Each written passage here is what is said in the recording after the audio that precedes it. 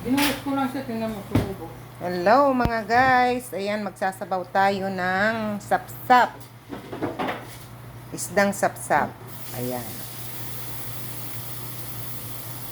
Yan, kamatis, sibuyas lang yan, bitchin at asin. Ngayon, okay na yung pagka ng kamatis at saka sibuyas, ilalagay ko na yung alugbate. Yan mga guys.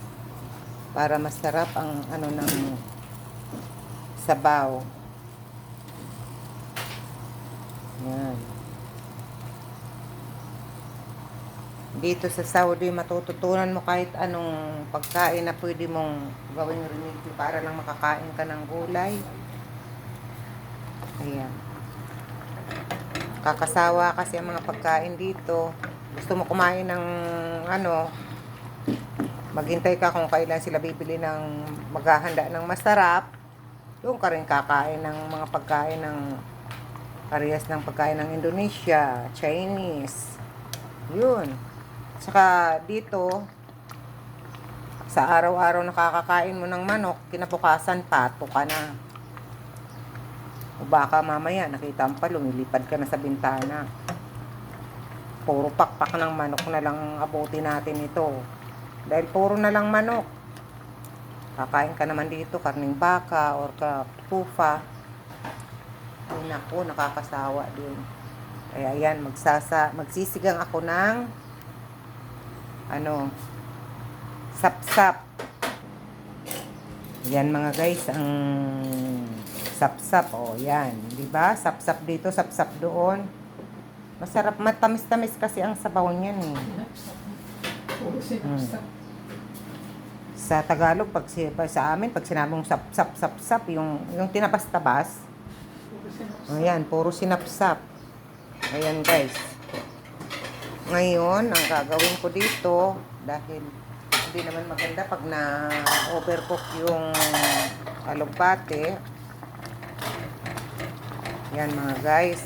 Luto na yung alugbate.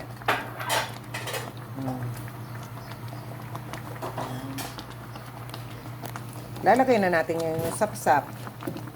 Alam niyo, hindi maganda sa isda yung naluluto ng husto.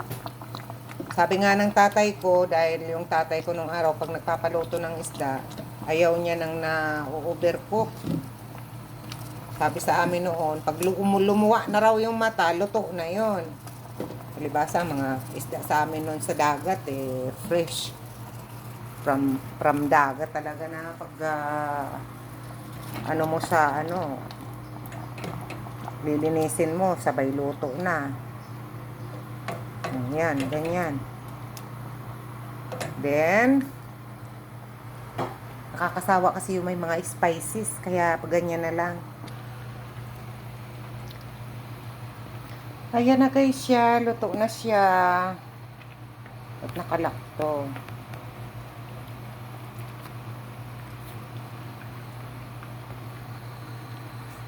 Ayan, ang pang-asim ko ay lemon salt. Ayan.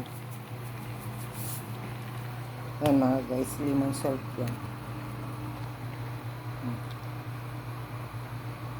Sarap niyan pag yan, ang asim-asim. Luto na mga guys. Okay, thank you so much. Thanks for watching. Bye-bye.